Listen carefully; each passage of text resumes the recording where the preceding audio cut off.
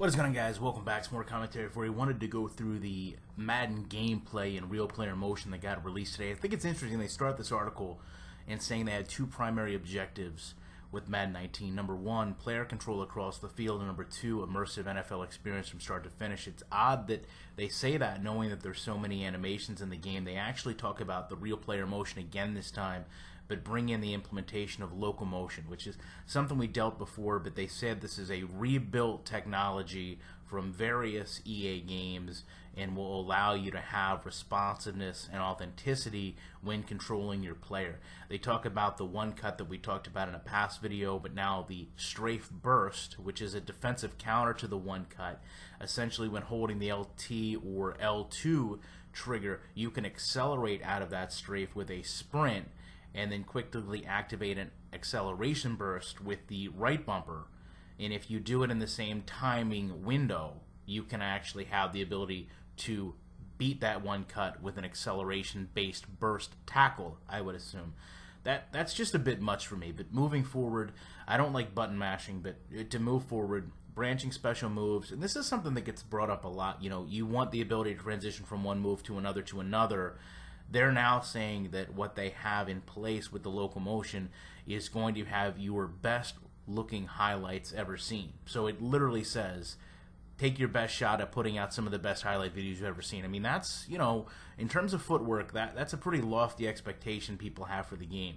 They talk about hit the hole, where we went through. They're going to have the ball carriers kind of stutter step or change direction, squeeze into the line instead of being tackled. They talked about the push the pile, which we'd mentioned before, with the steering of the linemen, hopefully, but now it just seems more like running backs tucking in and out. They also brought up today catching improvements in terms of a whole new mid-air collision system where receivers will high point the ball. You'll have more range when using a receiver, and I think that's probably just going to come down to a mix of animations and ratings as well. They said that you're no longer going to be able to jump in the air with the possession or rack catches, so that's a bit interesting because I know a lot of people do like to use the rack catch and leap. So if they're going to consider a leap or a lunge as a in the air movement, that may really hurt the rack catch.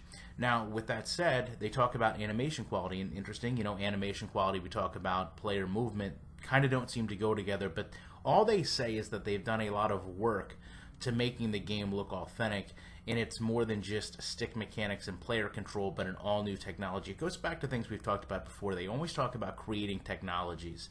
They also mentioned that the tackling, that they've invested heavily into their tackling physics system, so players can add on and have gang tackles, and the play, when late, can find correct animations for those players to go on, and that you will no longer have the ragdoll state, which we've talked a lot about, where players fall down kind of unaware of what's going on in the situation.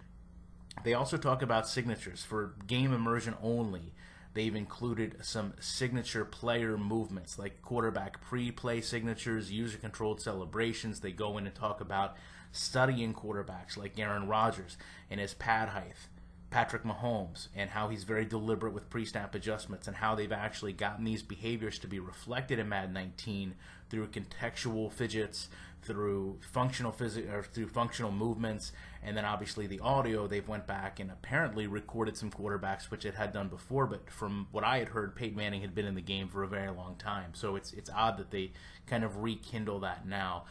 They go into some of the celebrations and the team celebrations, which, you know, I'm not going to cover too much, and then they go into making some AI logic for cover 4, cover 3, Tampa 2, protect the sticks. Hopefully this is an overhaul where they're going to now know where the marker is, which, and again, this is something we've been talked about for years and years, and I could have swore this was fixed last year, but apparently they finally have the mentality where the mechanic is in, that the defenders in zone coverage will know where the first down marker is and protect it, which means, you know, for the past how many years, no matter how many people said that it's been in the game, clearly it hasn't. But overall, again, I mean, a lot of the same things we read about year in and year out. It's just wondering if the implementation of them this year is going to have them actually impact gameplay to the point where we're going to see it each and every snap. Love to know your thoughts on this. Appreciate you checking it out. I'll be back in the week with more commentary.